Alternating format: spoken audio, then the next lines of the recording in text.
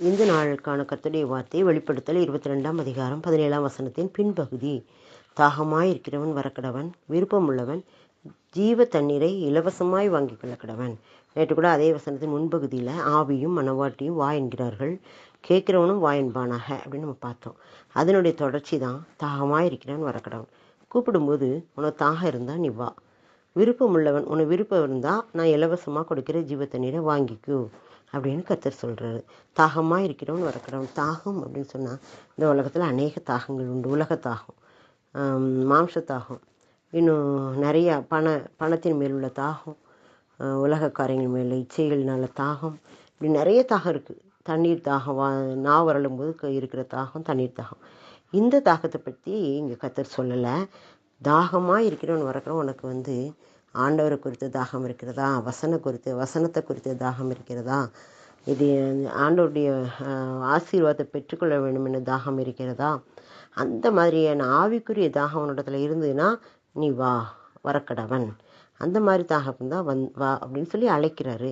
விருப்பம் உள்ளவன் ஜீவ தண்ணீரை இலவசமாய் வாங்கிக்கலாம். விருப்பம் இருந்தால் நீ வாங்கிக்கோ. இலவசம், காசு கொடுக்க வேண்டாம், இலவசமாக. ஏசாயா 55 இருக்குது. ஆண்டவர் நீங்கள் பணம் இல்லாமலும் விலை இல்லாமலும் திராட்சரசமும் பாலும் கொள்ளுங்கள் அப்படின்னு அழைக்கிறாரு.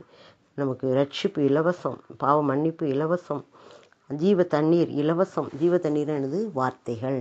அப்போ ஆண்டோடைய வேத வசனத்தின் வார்த்தைகள் எல்லாமே நமக்கு இலவசமாக, ரட்சிப்பு இலவசமாக கொடுக்குறாரு.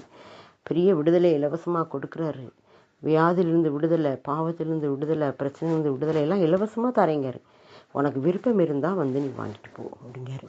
விருப்பம் வேணும். அதில் நமக்கு ஆண்டோடைய காரியங்களை அறிந்து கொள்வதிலும், அப்படி வேத வசனத்தை தெரிந்து கொள்வதிலும், அப்படி ஆவிக்குரிய காரியங்களில் நம்ம இருக்கணும் அப்படிங்கிற அந்த தாகம், அந்த விருப்பம் இருந்தால் நம்ம போய் வாங்கிக்கலாம். அவர் யாரையும் கட்டாயப்படுத்துகிறவர் அல்ல. வெளிப்படுத்தல் 3:20 ஏதோ வாசற்படி நின்று கதவை தட்டுகிறேன், ஒருவனின் சத்தத்தை கேட்டு கதவை திறந்தால் நான் அவனோடு போஜனம் பண்ணுவேங்காரு. அப்போ நம்முடைய இருதய கதவை தட்டிக்கிட்டு நிற்கார். நான் விருப்பமாக இருந்தால் திறந்தா உள்ளே வருவார். விருப்பப்படலைன்னா அவர் பலவந்தமாக தள்ளிக்கிட்டு வரமாட்டார். இப்போ நாம் எப்படிப்பட்டவர்களாக இருக்கணும்? நமக்கு என்ன தாகம் இருக்குது? பணத்து மேலே தாகமா, உலக மேன்மையில், உலக ஐஸ்வர்யங்களில், இச்சையான காரியங்களில் எதில் தாகம் இருக்குது?